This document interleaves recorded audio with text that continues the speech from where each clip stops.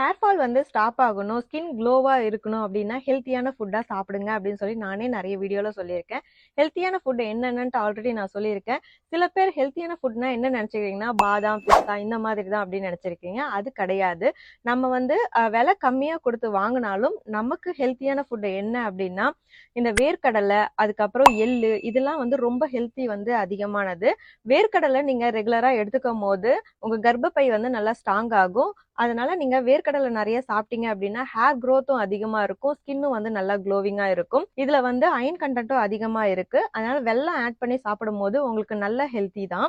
எள்ளு வந்து உங்களுக்கு இர்ரெகுலர் பீரியட்ஸையும் சரி பண்ணிடும். அது இல்லாம உங்களுக்கு வந்து நல்ல ஒரு ஸ்ட்ரென்த்த குடுக்கும். ஸோ அந்த மாதிரி ஃபுட் எல்லாம் வந்து இப்போ குழந்தைங்களுக்கும் குடுத்து பழகுங்க. நீங்களும் டெய்லி ஒரு எள்ளு உருண்டை அப்படி இல்லைன்னா வேர்க்கடலை உருண்டை சாப்பிட்டு பாருங்க.